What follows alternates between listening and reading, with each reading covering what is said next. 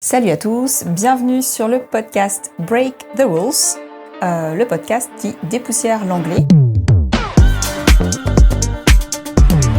Break the Rules by Gaëlle. Je suis Gaëlle et je vais vous accompagner dans des podcasts pour vous parler un petit peu de l'anglais et de démystifier un petit peu comment il se parle et le fait que pour le moment il est un peu réservé à une forme d'élite en France, de gens qui parlent bien l'anglais et je sais que beaucoup d'entre vous galèrent avec ça.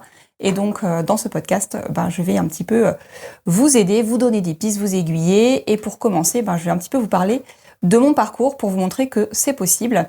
Parce que je ne suis pas native et je parle couramment anglais. C'est vrai que j'ai fait un DUG d'anglais, un DUG, ce qui nous ramène quand même avant les années 2000, effectivement. Mais j'ai commencé comme ça avec un DUG d'anglais.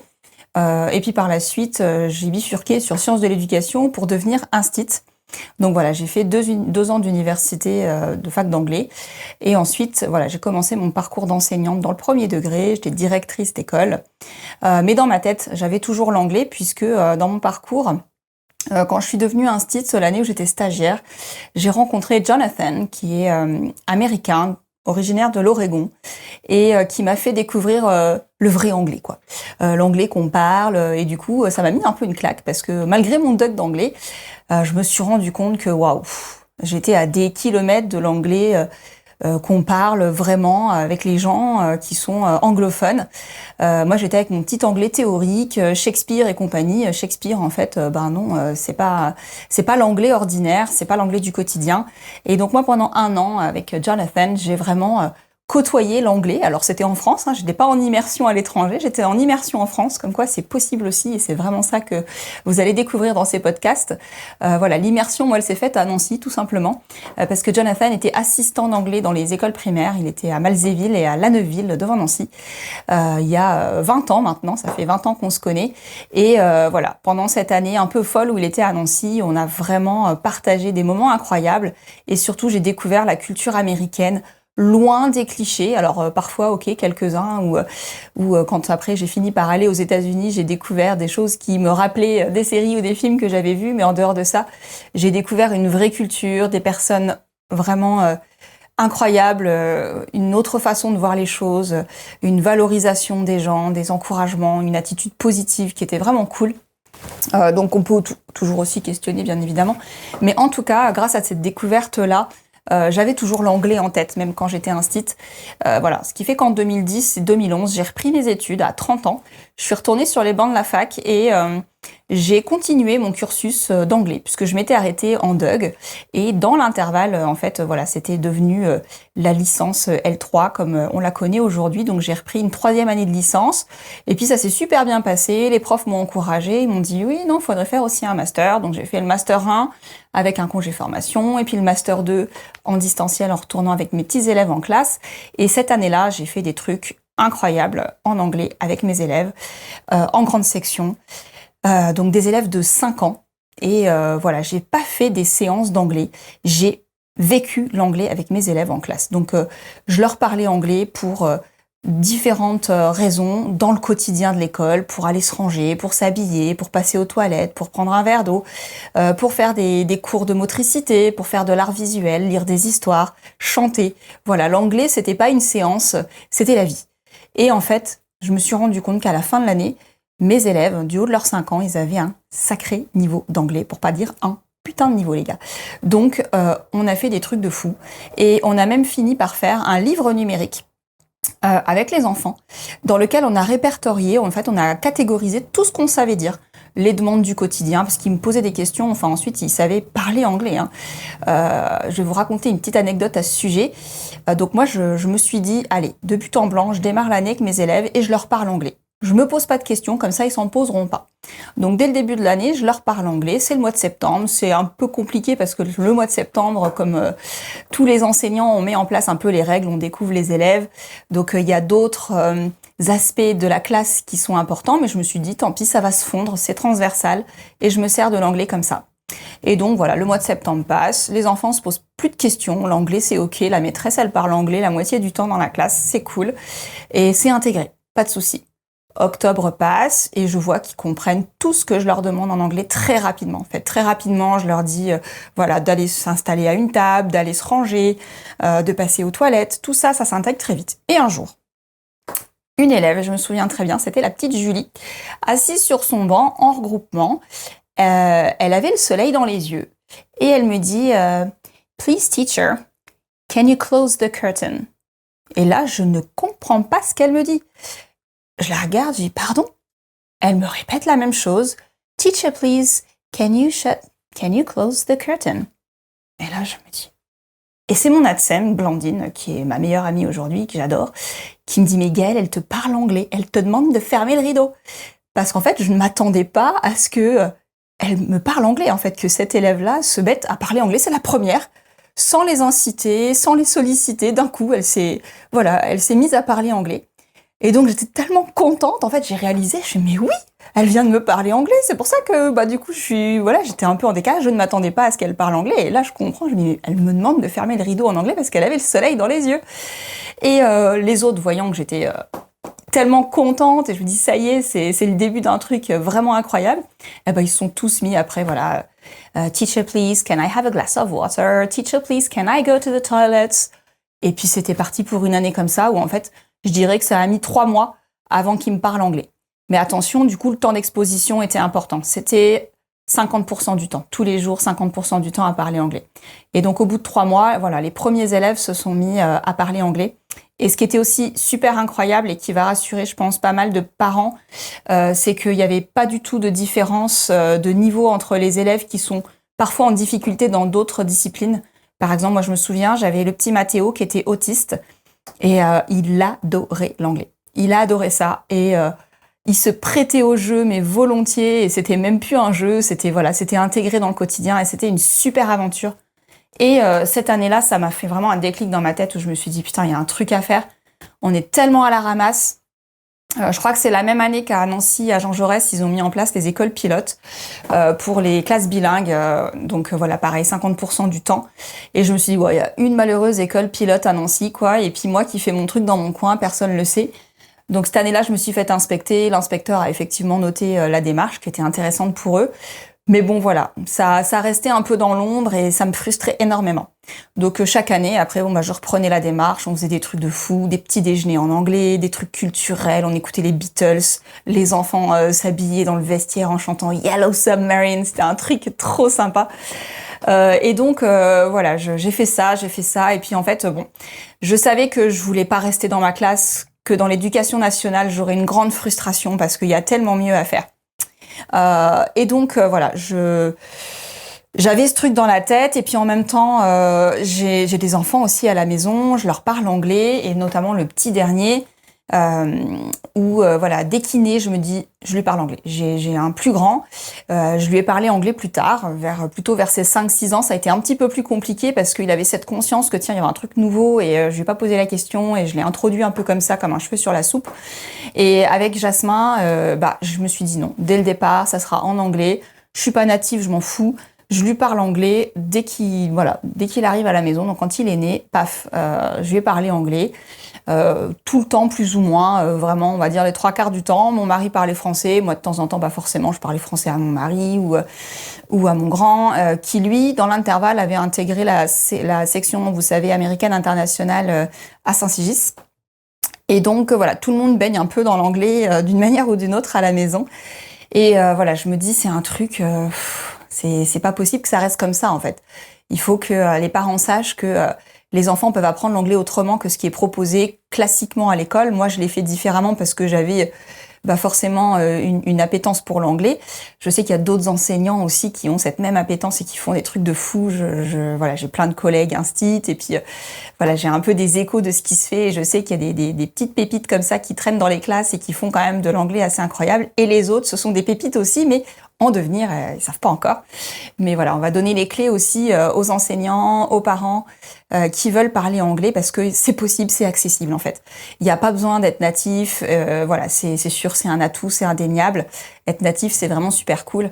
Mais voilà, il y a moyen de rendre plus fun l'anglais, que ce soit moins théorique, que ce soit moins en dehors d'un contexte. Et il faut que l'anglais, ça se vive. Et ça, voilà, c'est ce que je dis tout le temps. L'anglais, ça ne s'apprend pas dans un livre de grammaire, ça se vit. Donc j'ai quitté l'éducation nationale en 2017 pour mettre mon projet à exécution de l'anglais qui se vit. Et j'ai créé Speak Kids et Speak Dating pour les adultes parce qu'il n'y a pas de raison. Les enfants sont capables d'apprendre l'anglais dans des contextes ludiques qui leur font sens parce que ça va s'intégrer dans leur quotidien. Les adultes, ils ont besoin de la même chose en fait. Les adultes, en plus, ils ont ce traumatisme de l'anglais qu'ils ont eu à l'école, hyper théorique. Et ça, c'est compliqué. Moi, quand j'ai des adultes en formation, souvent c'est drôle parce que ils ont tous le même discours, donc ils me disent tous que c'est la galère. Ils ont ce niveau de sortie de terminale vraiment basique où ils savent se débrouiller, mais voilà, ils aimeraient être plus à l'aise, plus confortables. Et donc c'est vraiment le discours que j'ai à 90% et celui aussi que j'ai vraiment, on va dire, à 80%, c'est beaucoup de personnes qui ont peur de parler anglais, qui ont peur de se tromper. Donc c'est aussi des choses qu'on va aborder dans ce podcast pour un peu casser le mythe de l'anglais, ça fait peur. Bah oui, ça fait peur à cause de l'école, quoi. Donc voilà, moi, Speak Kids et Speak Dating, c'est vraiment dans le but de m'éloigner au plus de ce qui se fait à l'école, avec derrière toujours une évaluation, un prof qui attend la bonne réponse, une espèce d'épée de Damoclès si on sort pas les phrases, non c'est pas les phrasal verbs, mais les verbes irréguliers, voilà, avec les 3 colonnes. C'est insupportable. En plus, personne sait s'en servir. Moi, à chaque fois que j'ai des clients, ils savent jamais où faut les mettre. Donc ça, c'est pas possible. Moi, Speak It, Speak Dating, on fait pas comme ça. Et on essaye justement de trouver des contextes qui font sens pour que ça s'intègre et qu'on voit bien à quel moment ça s'utilise et pourquoi, et qu'après on se pose plus la question et c'est intégré, quoi. Donc ça, c'est super important. Et en fait, les adultes, c'est possible de remédier à ce qui a été fait. Souvent, je déconstruis des trucs, mais c'est vrai que plus tôt on le fait avec les enfants, mieux c'est.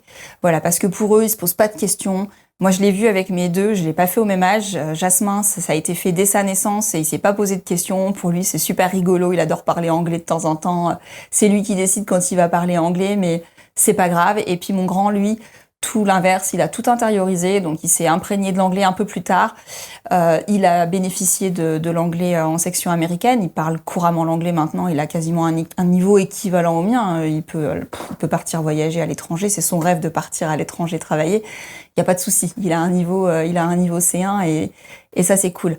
Mais il a toujours tout intériorisé et je ne peux constater son niveau d'anglais que quand on parle avec mes amis américains ou quand on parle avec Jeff chez Speak Kids qui est américain et qui parle moins le français, on va dire. Donc Noam lui parle en anglais. Et voilà, moi je constate qu'il parle anglais quand on est dans un vrai contexte parce que lui, en dehors de ça, voilà, il y a pas de raison de parler anglais à la maison puisque je parle français aussi. Donc il va pas me le montrer, mais la compétence est là dès qu'il faut, dès qu'on voyage ou dès que la situation se présente avec des anglophones. Donc ça c'est cool. Et c'est des façons différentes d'intégrer l'anglais. Et il faut bien se dire que chaque enfant va intégrer l'anglais différemment parce qu'on a tous des profils différents et les enfants aussi ont des profils différents, mais c'est accessible à tous. Voilà, moi mon fils le plus jeune est autiste, je suis autiste aussi. Et voilà, on a des troubles différents. Parfois, on va apprendre d'une façon un peu différente, mais finalement un peu comme tout le monde. Donc trouble ou pas trouble, voilà, on perçoit tous la langue d'une façon un peu personnelle en fonction de ce avec quoi on va l'associer. On a un peu un affect qu'on va mettre avec la langue. Il y en a qui me disent « Ouais, moi j'aime pas l'anglais américain, on dirait l'accent du Texas. » Et puis il y en a qui vont dire « Moi j'aime pas l'accent britannique, on dirait qu'il se la pète. » Enfin, chacun son ressenti, même si parfois c'est un peu cliché ou préjugé. Moi ça me dérange pas. Après, l'important c'est de s'approprier la langue, de comprendre pourquoi elle fonctionne comme ça et de toujours se dire qu'une langue, c'est toujours une culture. Et que parfois aussi, pareil, il va falloir qu'on voit ça, mais on ne peut pas non plus avoir un équivalent mot pour mot puisqu'une langue, c'est une vision du monde et que chaque culture a sa vision du monde. Il y a des termes qui n'existent pas, des concepts qui n'existent pas d'une langue à l'autre. Et souvent aussi, l'avantage, et on le verra aussi, c'est dans le plurilinguisme, donc des enfants qui parlent plusieurs langues ou des personnes qui parlent plusieurs langues. Et ça, c'est cool parce qu'à chaque fois, ils me disent mais oui, enfin voilà, j'ai des voisins qui parlent arabe et qui vont me dire bah non, ça existe pas ce concept en arabe, ou en arabe on a ce concept puis on l'a pas en français. Et c'est pareil en anglais et puis c'est pareil en portugais ou en roumain. Il y a des choses voilà, c'est une vision des choses et on va l'avoir ou pas l'avoir, ce concept-là, et parfois il va pas se transférer dans une autre culture ou dans une autre langue. Et nous, on nous a beaucoup appris l'anglais, comme quoi ça se calque. Et après, on se retrouve avec un boulet au pied parce qu'on sait pas se détacher de notre langue et on stresse à l'idée de parler anglais. Donc on va aborder dans ce podcast à chaque fois vraiment différents aspects de l'anglais, de l'apprentissage de l'anglais. Et j'aime bien parler plutôt du vécu de l'anglais parce que vraiment, comme je dis, l'anglais, ça se vit. Je vais le redire plein de fois, je pense. Et donc, on va aborder le côté psycho. Donc, vous avez compris, il y a vraiment un côté psycho, surtout pour les adultes. Le côté frein, le côté flippé. Voilà. Et donc, maintenant, je l'ai dit, spoiler, mais c'est vraiment le vécu qu'on a, nous, en France, avec l'anglais en classe, qui fait que on est des quiches, quoi. Enfin, faut le dire, c'est ce que me disaient les gens. Et voilà, c'est pas possible. Ça n'avance pas, quoi. Je veux dire, l'éducation nationale ne fait rien de vraiment trancher pour avancer. Il y a des écoles pilotes, ok, bilingues, il y en a 10 en France, super, et les autres, ils font quoi? Ils apprennent encore avec des flashcards, ou des vieilles cassettes, ou des magnétos, enfin, c'est pas possible. On doit interagir pour apprendre une langue, il faut communiquer. Donc c'est plus possible qu'en classe, les petits gamins qui sont en primaire, ils apprennent encore des listes de mots comme ça, ça fait pas sens. Donc évidemment, le côté psycho aujourd'hui, les adultes qu'on a qui ont du mal à apprendre l'anglais et qui ont même peur, c'est ça, quoi, en fait. Ça avait pas de sens, c'était ennuyeux, et en plus, on nous collait une note derrière, quoi. Alors qu'en fait, l'anglais, c'est un truc pratique, c'est pas un truc théorique. Donc déjà, voilà, si on veut pas changer cette vision-là des choses, on n'ira pas loin. Donc ça, on fera un truc spécifique là-dessus. Le côté psycho, et puis évidemment le côté linguistique. L'anglais en soi, la langue anglaise, de quoi est-ce qu'elle est constituée, pourquoi on a tant de mal parfois à accepter qu'il y ait des tournures qui sont complètement pas équivalentes au français. Qu'est-ce que c'est dur pour nous de se dire « Attends, ça n'a rien à voir, au secours, il n'y a pas le même nombre de mots, il n'y a pas le même ordre des mots, c'est la panique ». Donc on va essayer de voir ça aussi. Le côté linguistique, c'est un peu lié au côté psycho, quoi. Si on arrive à se projeter, et comment se projeter aussi, on va donner des clés. Comment se projeter dans une langue qui fonctionne différemment, voilà, en termes d'ordre des mots, de logique, c'est beaucoup plus structuré, c'est beaucoup plus simple aussi. Voilà, moi, mes clients, à la fin, ils disent « Ah, mais oui, finalement, l'anglais, c'est beaucoup plus simple ». Quand ils disent ça, je me dis « Ouais, j'ai gagné, ça y est ». Ils ont vu que finalement, c'est simple, et quand ils me disent ça, je me dis « C'est bon, ça y est, ils se détachent du français ». Ils vont utiliser un vrai anglais idiomatique, sans calquer le nombre de mots, sans calquer l'ordre des mots, sans calquer le sens des mots. Et là, quand c'est ça, je me dis cool. Donc le côté linguistique, il est hyper important. On fera des focus sur des aspects de la langue, sur voilà, des mots, des tournures. Voilà, ça sera parfois un petit peu focus comme ça, mais ce sera pas vraiment de la théorie. Ce sera pour expliquer pourquoi c'est comme ça et comment nous, on peut faire francophone pour intégrer un truc qui ne ressemble pas au français. Mais on va y arriver. Voilà. Donc le côté linguistique, le côté évidemment pédagogique. Donc comment on enseigne l'anglais. Donc pas à l'école. Nous, on va pas parler de ce qui se fait à l'école parce qu'on est d'accord qu'il n'y a pas beaucoup d'endroits où ça se fait bien. Il y a des profs qui se démènent quand même en primaire et au collège pour un peu faire bouger les lignes. Et donc, ceux-là, on s'en souvient, quoi. Quand t'es tombé sur le prof qui te fait kiffer sa matière et quand c'est l'anglais, waouh! Alors là, c'est tout bénef. Et généralement, voilà, c'est ceux-là qui arrivent à nous faire voir l'anglais autrement et qui nous font avoir envie de faire de l'anglais à la maison sous différentes formes. Regarder des vidéos, écouter des chansons, comprendre les paroles des chansons, écouter les séries, des trucs YouTube ou quoi.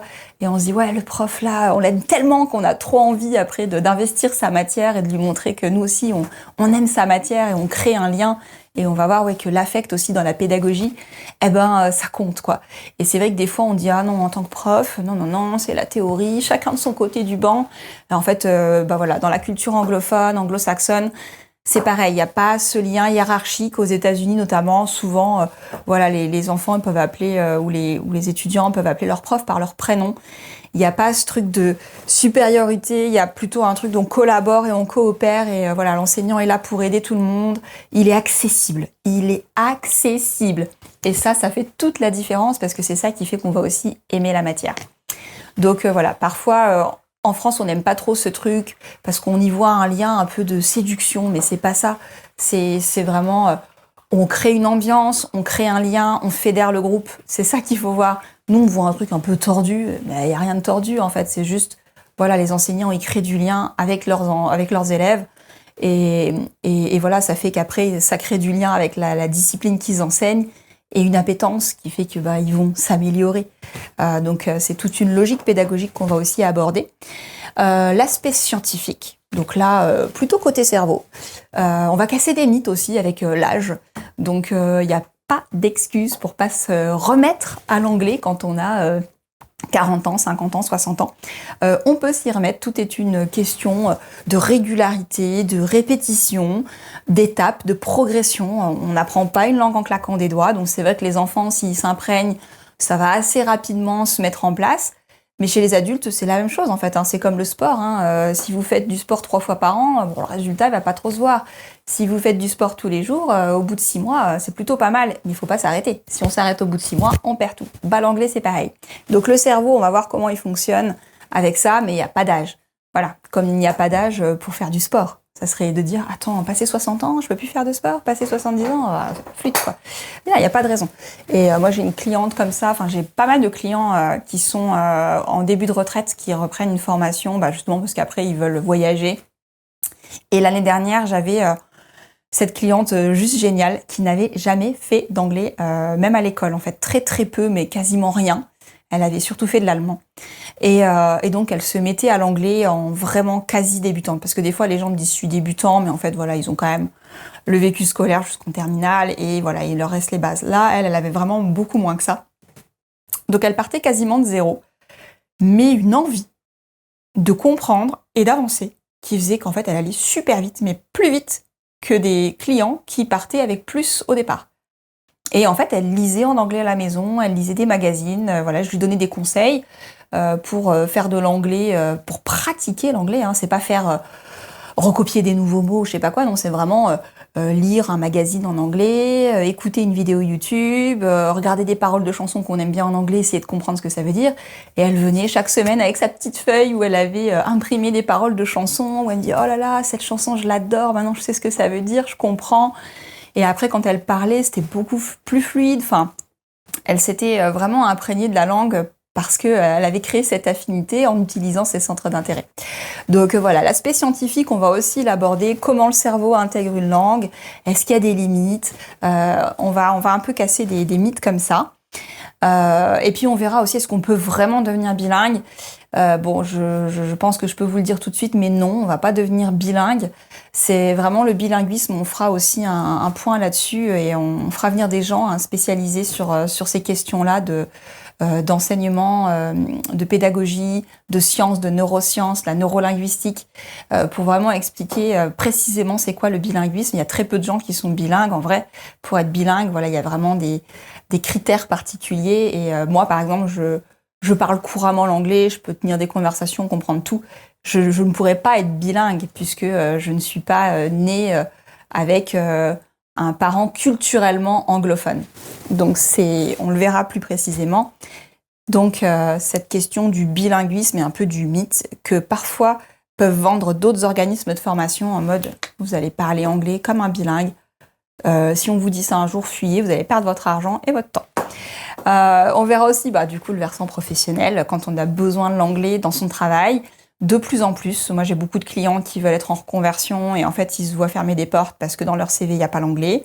Voilà, donc on parlera à des professionnels de différents secteurs où l'anglais c'est hyper important, et en fait de voir comment ça a pu être une problématique ou pas, et qu'est-ce qu'il faut faire, et on écoutera un peu voilà des personnes qui travaillent dans différents secteurs où l'anglais est un prérequis important.